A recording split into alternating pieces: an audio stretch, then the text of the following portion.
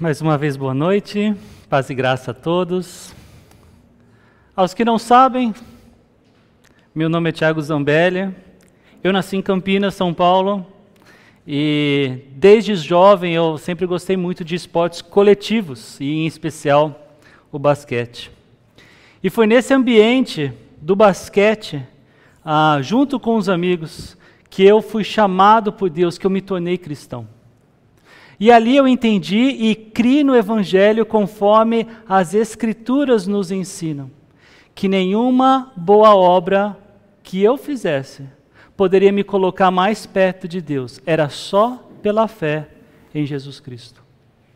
Foi em janeiro de 1999 que eu ganhei o maior presente que eu já tive, a vida eterna ao lado de Deus. E isso aconteceu quando eu confiei em Cristo como meu Salvador. Ele é o único para que nós tenhamos o perdão dos nossos pecados. Nunca foi mérito meu. E à medida que eu crescia no conhecimento de Deus e a forma como eu me relacionava com o esporte, foi mudando. Mudou meu estilo de jogo, mudou meu jeito de tratar os amigos.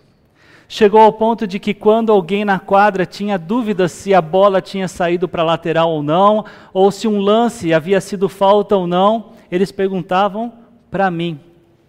Perguntavam porque o Evangelho já fazia diferença na minha vida. O meu senso de justiça, verdades no lugar de mentiras. Para eles eu era alguém justo e que falava a verdade. E eu realmente buscava isso. Da minha perspectiva, eu penso que isso é uma evolução. E eu penso que isso é da perspectiva de Deus também. Eu comecei a amadurecer como filho de Deus.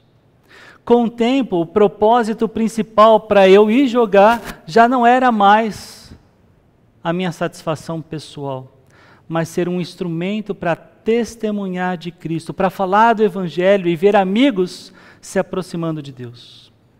E eu comecei essa mensagem falando de mim justamente para que vocês pensassem sobre vocês mesmos. Onde vocês estavam quando Deus os chamou? Vocês se lembram do lugar? Do trabalho que tinham? Da situação da família? Das condições em que estavam? Pense um pouquinho e guarde um pouquinho as respostas agora. Porque hoje nós vivemos em dias que muitos falsos ensinos têm se espalhado em comunidades que se dizem cristãs. Ensinos que dizem que o crente verdadeiro, se tiver fé, sempre será curado de qualquer doença. Que ele sempre será próspero financeiramente. Que sempre falará em línguas estranhas. Segundo eles, quando isso acontece, esse crente alcançou uma espiritualidade superior, diferente dos outros. Mas será que isso é verdade? Porque na prática, eles estão dizendo que é preciso mudar de condição, de saúde, de status, de dons, para ser mais espiritual. E veja que esse pensamento, ou esses pensamentos, eles conversam com a mentalidade da nossa própria sociedade.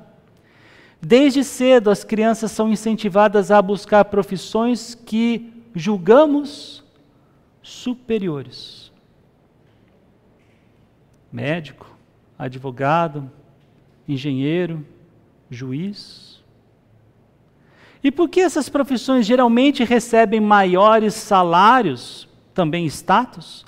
A ideia de superioridade parece se confirmar. Quem tem mais parece ser mais importante. Será que Deus pensa assim? Será que Ele avalia as pessoas com estes mesmos critérios? A essa altura, vocês já sabem muito bem que a igreja de Corinto também era muito influenciada pela cultura do seu tempo. Ela também enfrentava essa tentação de acreditar que era possível experimentar uma espiritualidade superior, de ser uma espécie de supercrente. E pelo menos um pré-requisito para isso era que os cristãos buscassem as posições sociais mais aceitáveis, uma mudança na sua condição social, na sua posição ou na função que tinha na sociedade. E é exatamente por isso que Paulo precisou escrever os versículos que vamos dedicar o nosso tempo de estudo aqui hoje.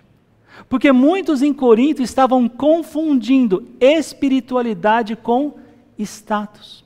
Alguns pensavam que precisavam mudar de posição social para agradar a Deus. Escravos queriam liberdade para serem aceitos, judeus queriam esconder a circuncisão para não parecerem antiquados, gentios pensavam em se circuncidar para parecer mais próximo de Deus. E tudo isso revela uma mentalidade importada daquela cultura. Para ser mais espiritual, é preciso mudar de condição. Mas Paulo, ele corrige isso, e corrige de forma firme. Ele lembra que a verdadeira dignidade e transformação vem do chamado de Deus, não de uma mudança externa. Ele mostra que tanto escravos quanto livres já eram servos de Cristo, que tanto circuncisos quanto incircuncisos só tinham valor se obedecessem à palavra de Deus. O que realmente importa não é a posição em que você está, mas a fidelidade ao Senhor que te chamou. Por isso Paulo faz um convite, que os irmãos não se importassem com esse falso critério de superioridade, mas que permanecessem na condição em que foram chamados. E isso não é passividade, isso sim é fidelidade. Porque era ali, exatamente onde foram alcançados por Deus, que eles podiam e deviam viver de forma fiel, frutífera e missionária, servindo a Cristo, testemunhando do Evangelho. Com isso em mente, eu quero ler o trecho que nós vamos focar o nosso tempo de estudo aqui hoje, e logo em seguida eu quero orar com vocês. Se você trouxe a sua Bíblia, o trecho é 1 Coríntios, capítulo 7, dos versículos 17 a 24. Se você não trouxe, eu tenho hoje aqui nos slides. Começando no 17. Entretanto, cada um continue vivendo na condição que o Senhor lhe designou e de acordo com o chamado de Deus. Esta é a minha ordem para todas as igrejas. Se um homem foi circuncidado antes de crer, não deve tentar mudar sua condição. E se um homem não foi circuncidado antes de crer, não deve ser agora. Pois não faz diferença se ele foi circuncidado ou não. O importante é que obedeça aos mandamentos de Deus. Cada um deve permanecer na condição em que foi chamado por Deus. Você foi chamado sendo escravo?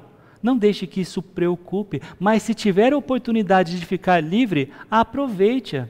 E se você era escravo quando o Senhor o chamou, agora é livre no Senhor. E se você era livre quando o Senhor o chamou, agora é escravo de Cristo. Vocês foram comprados por alto preço. Não se tornem escravos de homens. Cada um de vocês, irmãos, deve permanecer como estava quando Deus os chamou. Senhor, obrigado pela oportunidade de estarmos juntos.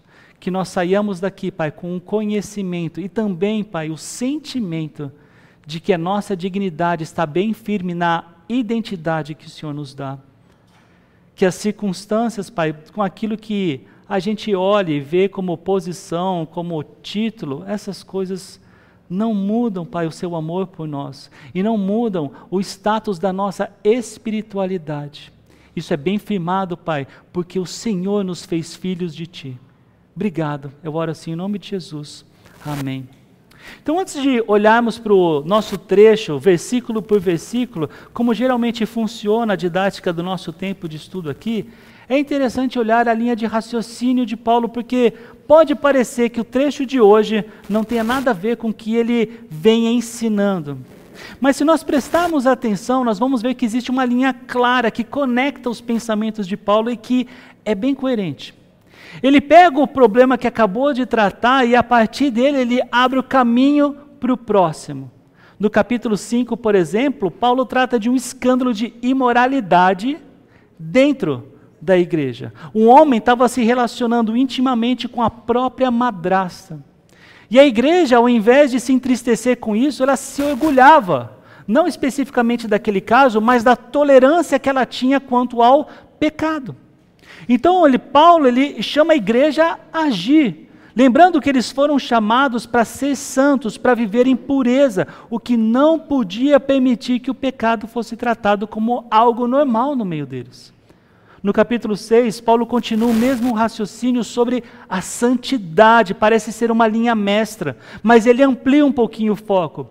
Primeiro, ele fala dos irmãos que estavam levando uns aos outros para os tribunais seculares, brigando diante dos descrentes. Os descrentes viam aquilo. Isso era vergonhoso para a igreja. Isso também era uma contradição da identidade cristã, porque aqueles que um dia vão julgar o mundo, é isso que Paulo fala, nós crentes um dia julgaremos o mundo, julgaremos os anjos junto com Jesus, eles não conseguiam resolver questões entre si. Depois, ainda no capítulo 6, Paulo volta ao tema da imoralidade sexual, mas agora em termos pessoais.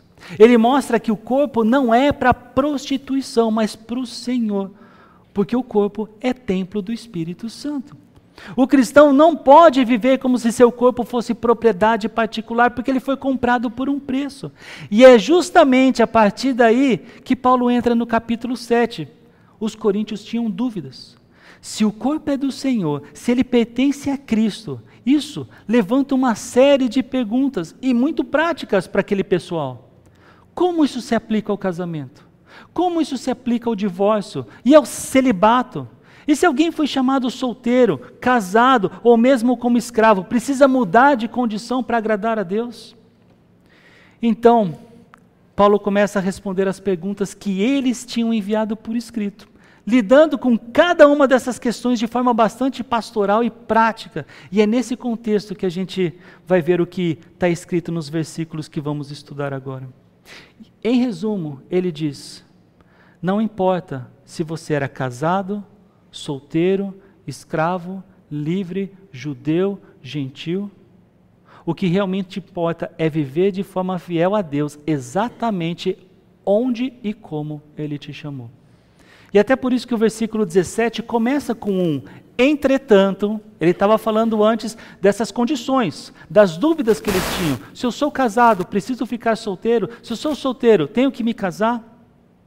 Se o marido se converteu e a esposa não, ele devia continuar nesse relacionamento? Se a esposa se converteu e o marido não, ela também devia continuar nesse relacionamento? Sim, deveria. Foi isso que nós aprendemos nos versículos anteriores desse nosso trecho. Mas o apóstolo Paulo, ele pega esse gancho para estabelecer um princípio que vai ser repetido 3 vezes nesse nosso trecho. Cada um continue vivendo na condição em que o Senhor lhe chamou, lhe designou.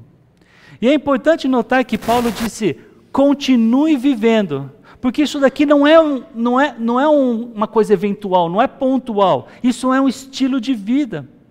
É como se o Evangelho, e ele deve moldar toda a nossa caminhada. Por isso é que Paulo completa, na condição que o Senhor lhe designou. A ideia aqui não é um acidente Deus ter lhe chamado na condição em que você estava. Fazia parte do plano de Deus. O bairro onde você morava, a família onde você nasceu, o trabalho que você tinha. Nada disso foi por acaso.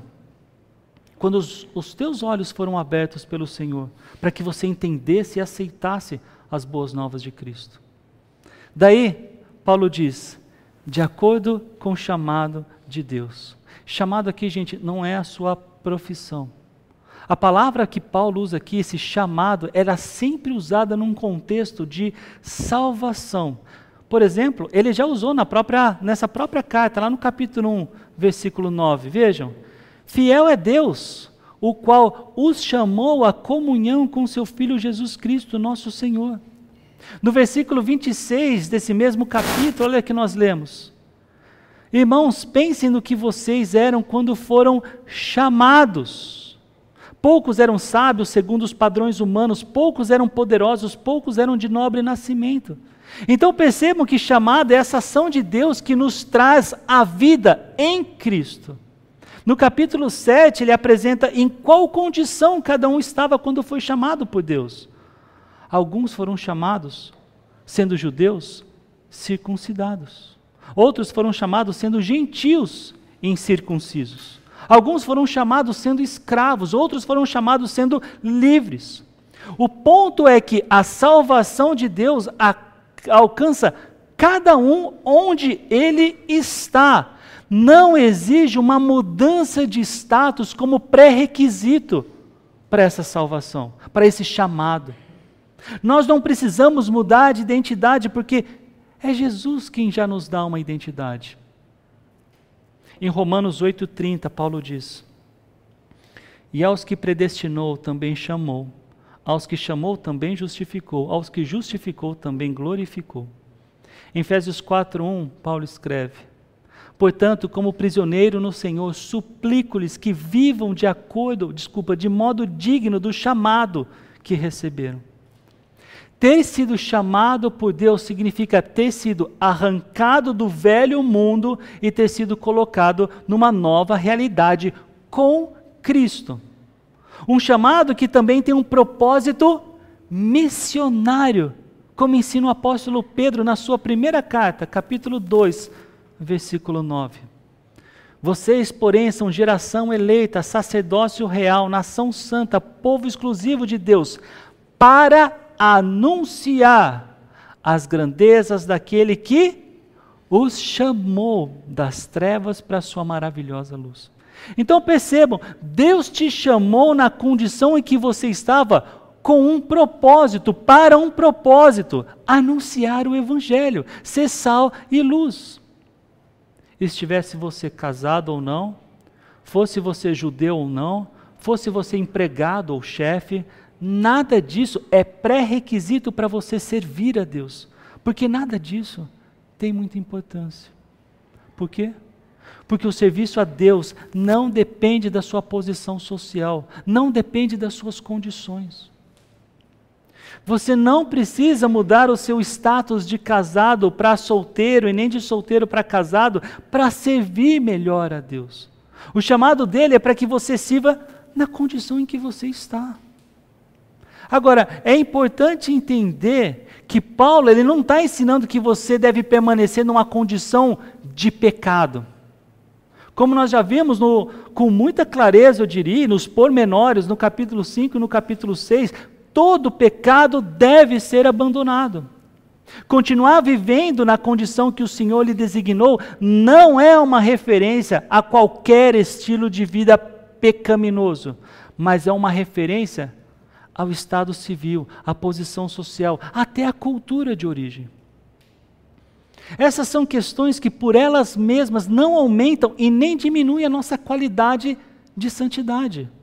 Aonde eu nasci é superior a onde você nasceu. Não existe isso.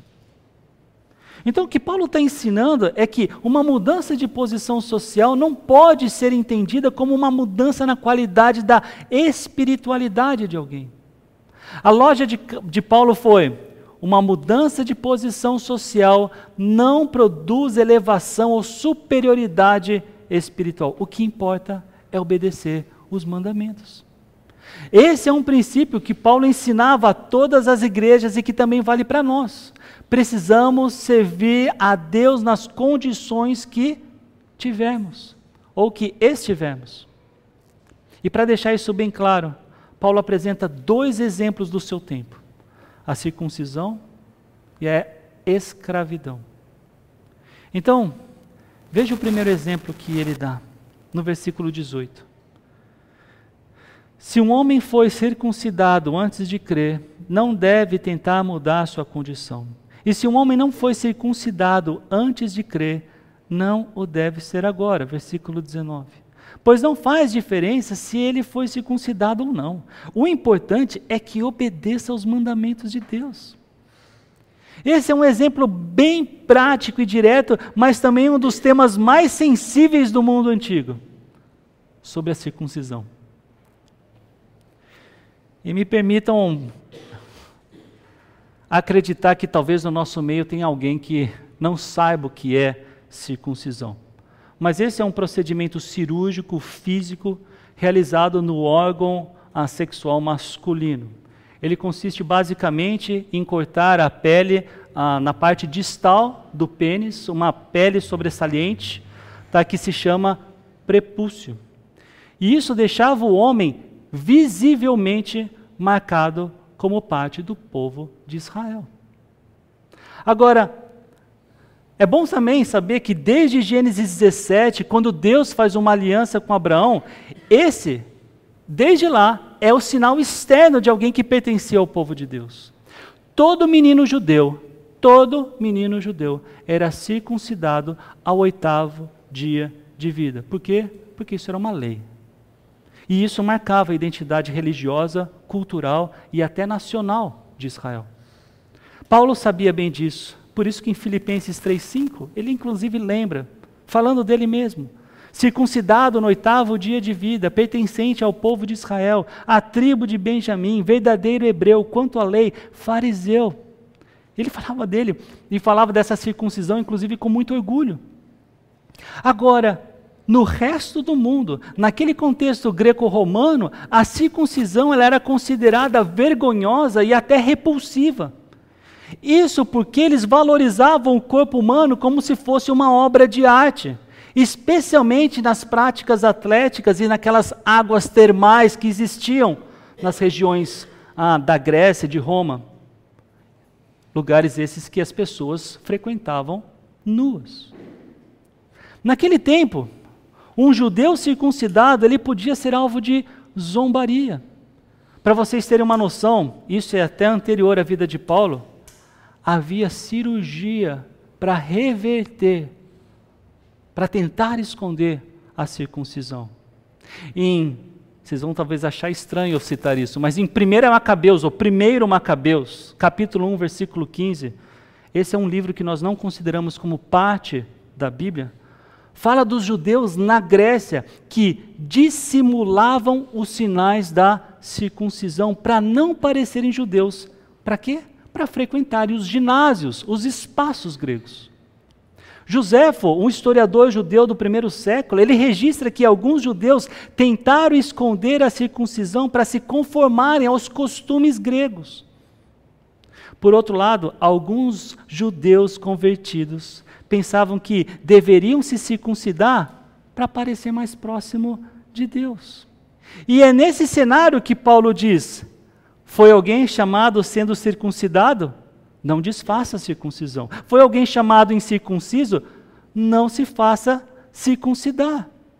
E o que Paulo está ensinando?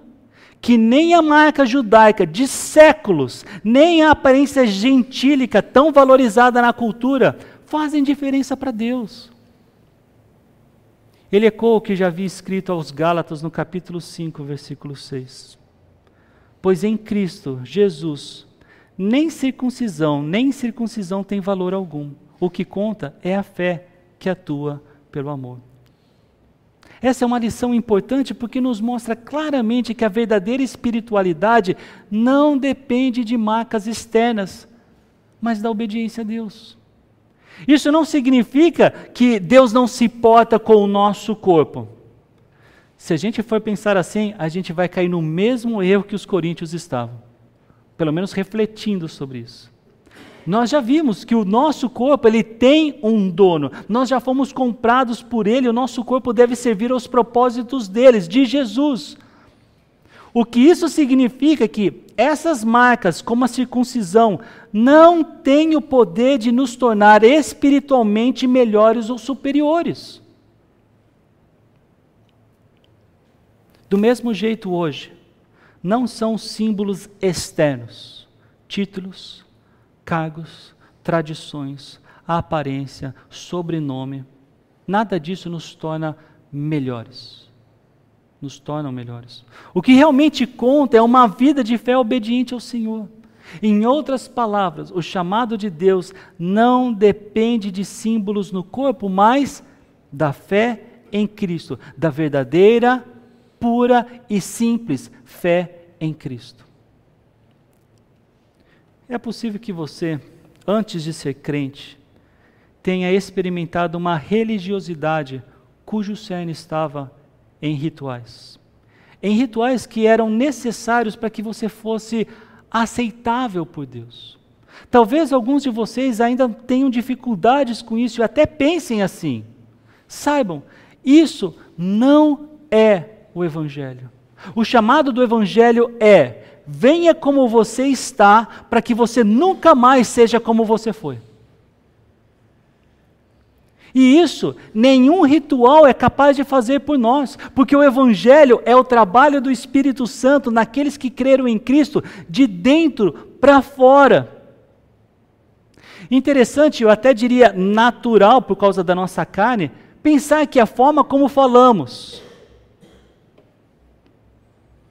aquilo que vestimos, títulos na igreja e até certos dons espirituais são meios para a nossa maturidade. O que Paulo está ensinando não é nada disso. O que conta é se você teve fé em Jesus, se você foi chamado por Ele. Pronto. O que conta é obedecer aos mandamentos de Deus.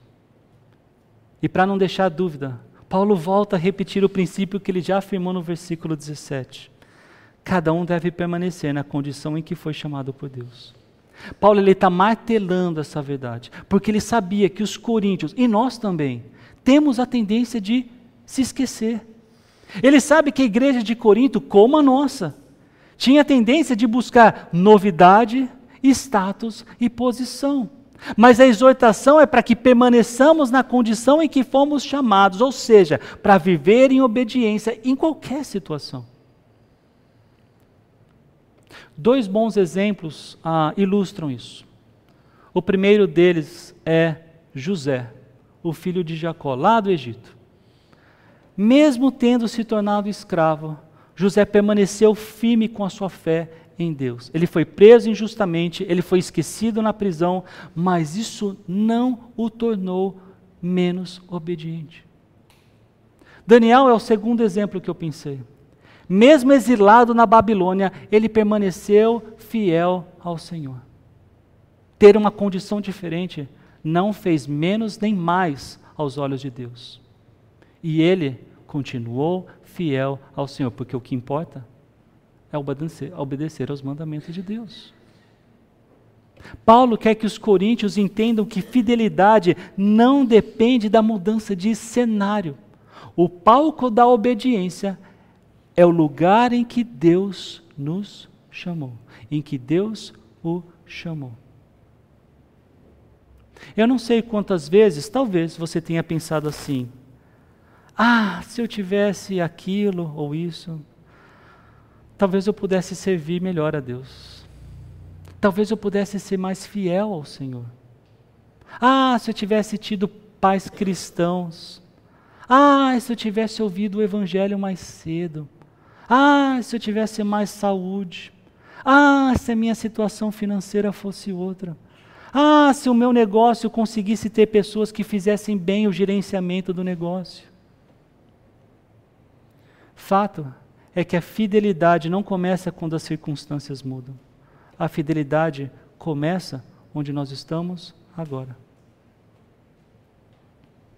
A maturidade cristã não espera um novo status para servir a Deus, mas é fiel ao Senhor nas condições que se tem agora.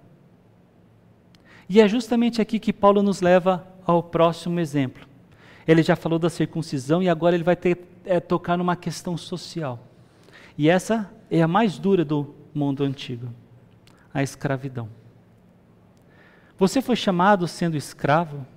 Não deixe que isso o preocupe, mas se tiver a oportunidade de ficar livre, aproveite.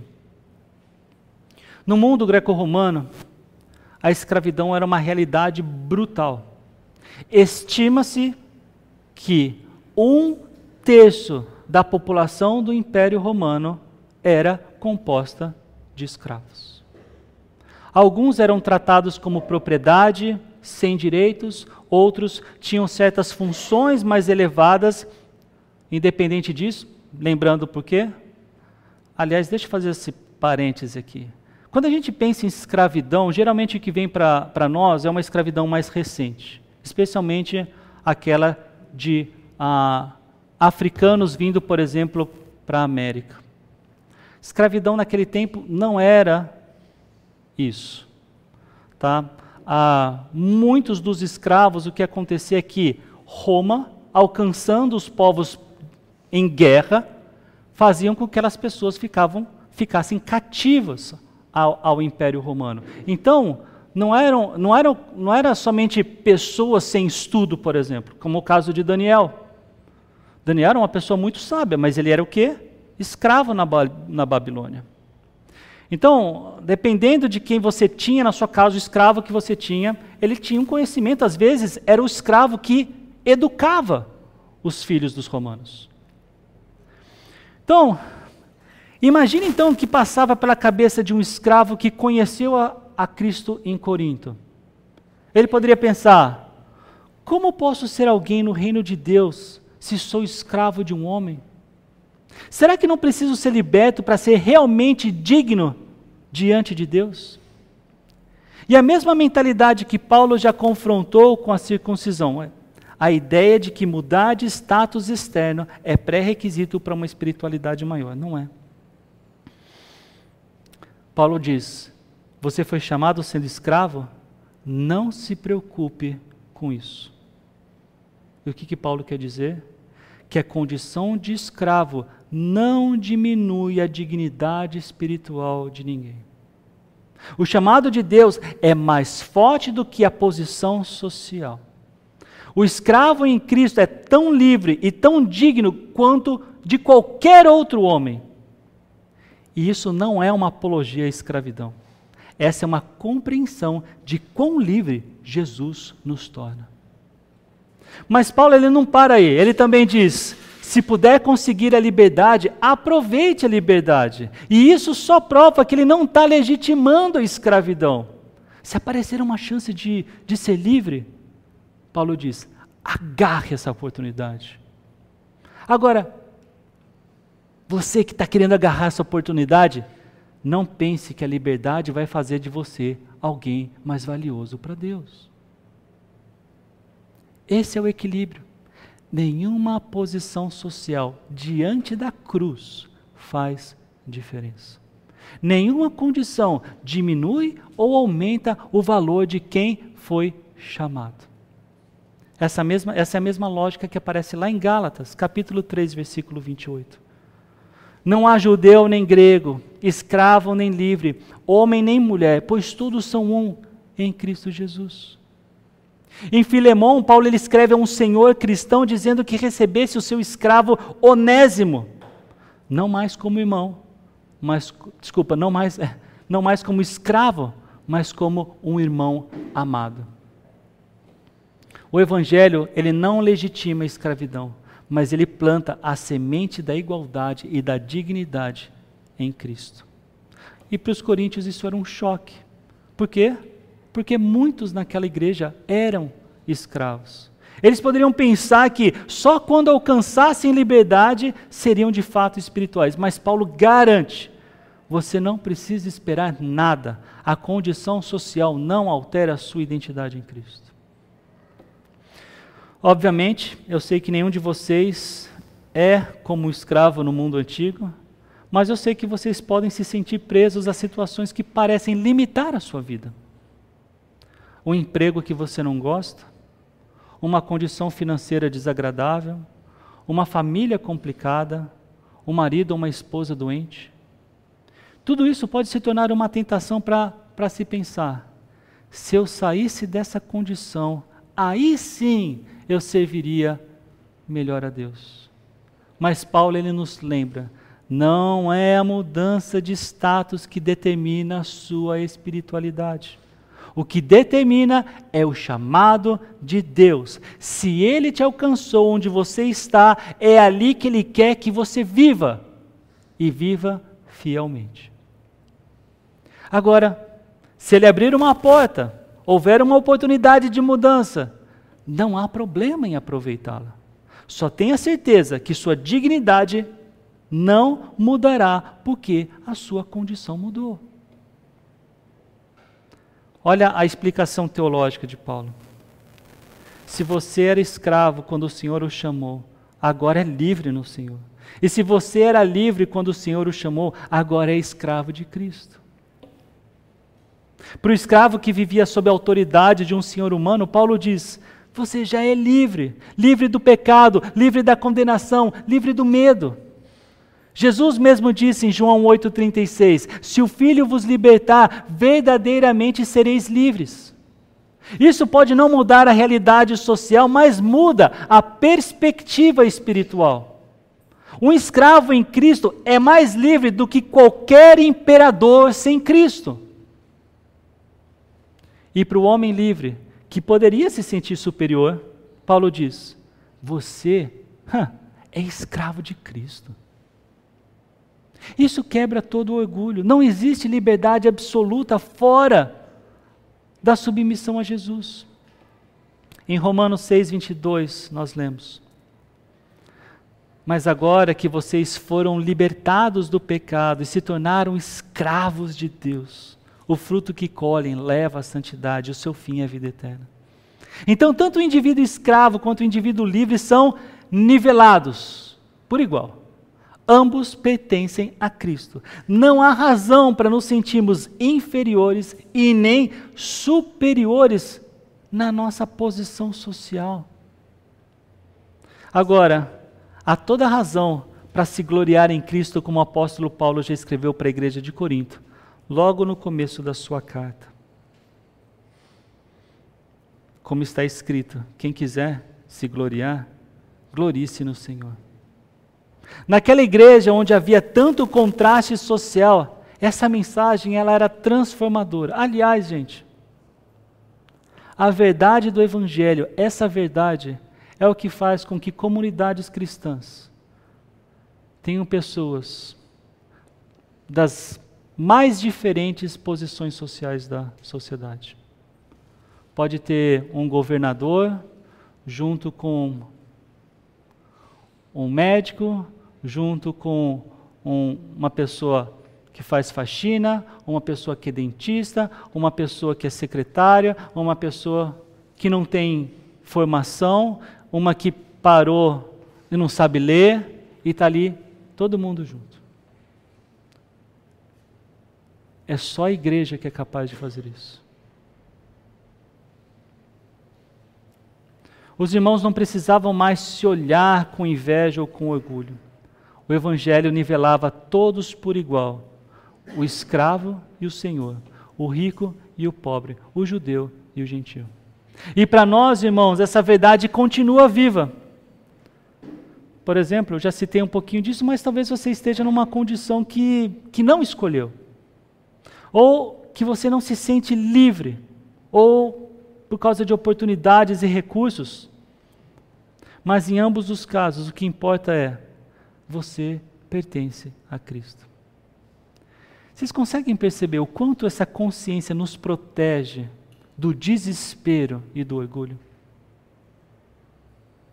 Ela nos lembra que nossa identidade não está no status humano, mas no fato de sermos de Cristo. E Paulo reforça essa ideia no versículo seguinte, lembrando o preço altíssimo que foi pago para que nós pertencêssemos a Cristo. Vejam, vocês foram comprados por alto preço. Não se tornem escravos de homens. Essa é a base da nossa identidade cristã. Essa frase, ela ecoa muito o que nós já vimos em 1 Coríntios 6,20. Vocês foram comprados por alto preço. E que preço foi esse? O sangue precioso de Cristo. Quem fala diretamente sobre isso é Pedro, na sua primeira carta. Vocês foram resgatados, não por coisas perecíveis como prata ou ouro, mas pelo precioso sangue de Cristo. Ou seja, o preço da nossa liberdade, quanto é que custou? Custou a vida do Filho de Deus. E isso mostra o quanto Ele nos ama. E Ele nos ama não é por aquilo que nós fazemos, ou pela nossa posição social na nossa sociedade. Diante disso, Paulo faz uma exortação. Não se tornem escravos de homens. E Paulo aqui ele não está falando de escravidão de forma literal agora, porque muitos eram ainda escravos sociais. Ele está falando de algo mais profundo. Não vivam como se pertencessem às expectativas, pressões ou sistemas dos homens. E isso é semelhante ao que ele fala em Gálatas 1:10. Acaso busco eu agora a aprovação dos homens ou a de Deus? Ou estou tentando agradar a homens? Se eu ainda estivesse procurando agradar a homens, não seria servo de Cristo. Em outras palavras, quem já foi comprado por Cristo não pode viver como se ainda pertencesse ao mundo, às ideologias, às pressões culturais. Para os irmãos em Corinto, isso significava: parem de buscar aprovação social. Parem de medir espiritualidade pelo status humano. Parem de correr atrás de símbolos externos. Vocês não pertencem mais a esse sistema. Vocês pertencem a Cristo. E para nós, irmãos, essa é uma verdade urgente. Quantas vezes ficamos escravizados pela opinião dos outros, pela pressão de ter sucesso, pelo medo de decepcionar, pela vaidade de não sermos reconhecidos. Não se deixem colocar correntes de novo. Cristo já nos libertou. Nós não precisamos nos submeter a um jugo de escravidão. Quão bom e quão consolador é saber que ninguém, além de Cristo, pode definir a nossa identidade, pode definir o nosso valor. Ninguém, a não ser Cristo. E é justamente com base nessa verdade, de que pertencemos a Cristo e fomos comprados por Ele, que Paulo conclui repetindo mais uma vez o princípio de permanecer onde foram chamados. Mas agora ele dá uma leve ênfase, mas que faz toda a diferença. Irmãos, cada um deve permanecer diante de Deus na condição em que foi chamado. Essa é a terceira vez que Paulo repete a mesma ideia. Eu já perdi a conta de quantas vezes eu já falei para vocês a mesma coisa desde o começo dessa mensagem. Ele já disse isso no versículo 17, ele reforçou isso no versículo 20 e agora ele conclui no versículo 24. Será que isso era importante para Paulo? Será que isso deve ser importante para a gente? Paulo está martelando essa verdade, para que não reste nenhuma dúvida. Não é a mudança de status que define a sua espiritualidade, é o chamado de Deus. Mas dessa vez, ele diz, diante de Deus. E saber disso muda tudo. Porque viver a condição em que fomos chamados não é apenas aceitar a vida como ela é, mas é viver com a consciência de que nós estamos diante da face de Deus. Aqueles que gostam um pouquinho mais de filosofia ou de teologia sistemática, a gente chama isso de coram Deo. Essa expressão, ela reflete o que Paulo já disse lá em Romanos 14:8. Se vivemos, vivemos para o Senhor. E se morremos, morremos para o Senhor. Assim, quer vivamos, quer morramos, pertencemos ao Senhor. Em Colossenses nós também vemos isso. Tudo o que fizerem, façam de todo o coração, como para o Senhor e não para os homens. Ou seja, não importa se você é escravo ou livre, casado ou solteiro, rico ou pobre, sudestino ou nordestino. Não importa. A sua vida é vivida diante de Deus e isso dá valor eterno a cada detalhe do cotidiano. A cada decisão que você precisa tomar, a cada ação que você faz. Para os coríntios, isso era revolucionário. Porque eles viviam obcecados pela aprovação social, pelas comparações de status, pelas disputas de quem é mais espiritual. E isso só fomentava aquilo que nós já aprendemos aqui, a divisão que existia na igreja de Corinto, aquelas panelinhas. Paulo lembra, não é diante dos homens que vocês vivem, é diante de Deus. E isso muda completamente o critério de avaliação. E eu acredito que essa é uma verdade que nós precisamos ponderar muito. Num tempo em que a gente vive tentando mostrar uma imagem nas redes sociais, tentando provar valor no trabalho, tentando corresponder às expectativas dos outros, Paulo nos chama a um descanso profundo. Viva diante de Deus. Ele vê tudo, Ele sabe tudo. E Ele continua te amando apesar das suas falhas. Isso significa que você não precisa correr atrás da aprovação dos homens. O olhar que realmente importa já está sobre você. É o olhar do Pai, cheio de graça, cheio de verdade e com muita justiça, infinita justiça. Então vejam, Paulo ele começou no versículo 17 dizendo que nós devemos andar conforme Deus nos chamou.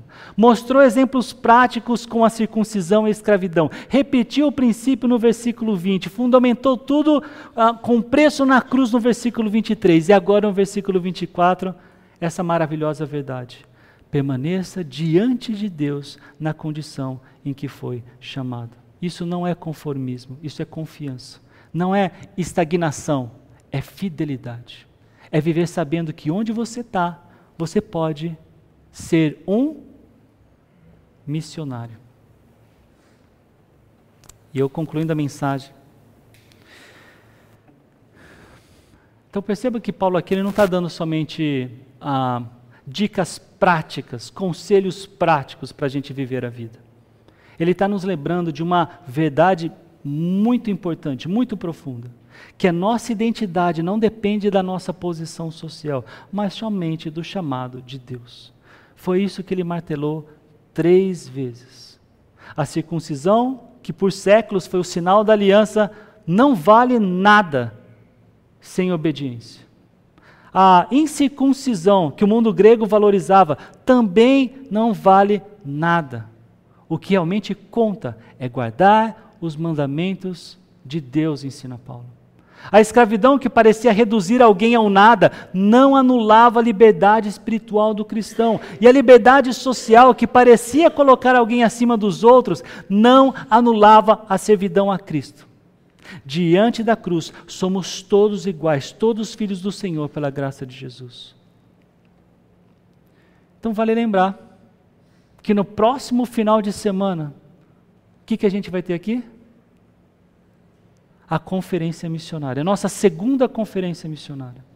E eu estou dizendo isso para vocês agora, porque um dos propósitos de Deus em nos chamar na condição em que estávamos, na condição em que nós estamos, é justamente nos usar como sal e luz nesse ambiente, nesse contexto. Eu disse para vocês, Deus me alcançou num contexto em que eu jogava bastante tempo o basquete. E por causa disso, Ele me deu a oportunidade de falar a respeito de Cristo nesse ambiente. Hoje de manhã nós ouvimos um irmão em Cristo, o pastor Giovanni, falar que Deus lhe alcançou quando ele ainda fazia parte de um grupo satanista. Talvez ele tenha te alcançado em uma fábrica, talvez em um escritório, talvez em uma escola, talvez em um lar bem complicado. Saibam, nada disso foi por acaso. Sua condição, as suas relações, até a sua profissão podem ser plataformas para o anúncio do Evangelho. Paulo está dizendo, não espere um novo status, uma nova posição, uma nova condição para começar a servir a Deus. Sirva onde você está. Obedeça no lugar onde você está. Testemunhe diante daqueles que convivem com você onde você está. Porque foi ali, ou porque é ali, exatamente ali, que Deus decidiu brilhar a luz dele através de você. Essa mensagem não é uma mensagem para nos conformarmos, ou para sermos conformistas, é a missão. Não é estagnação, de novo, é fidelidade. Não é sobre mudar de status, é sobre viver diante de Deus e ser luz no lugar onde Ele te chamou. Sirva a Deus e testemunhe de Cristo nas condições e no lugar onde você estiver. Vamos orar. Senhor, obrigado por ouvir isso. Que isso encontre lugar no nosso coração, Pai, do nosso coração às nossas mãos. Que realmente, Pai, a gente se importe em valorizar a identidade que o Senhor nos deu. Que a gente não fique preso, Pai, àquilo que as pessoas falam ao nosso respeito, ou àquilo que nós queremos ser, ou aquilo que nós buscamos por alguma razão ou outra, mas que qualquer mudança, Pai, não nos engane. Nossa dignidade está bem firme naquilo que o Senhor nos fez, filhos do Senhor. Eu te peço, Pai, para que nos ajude a ter isso bem forte em nosso coração. Eu oro assim em nome de Jesus. Amém.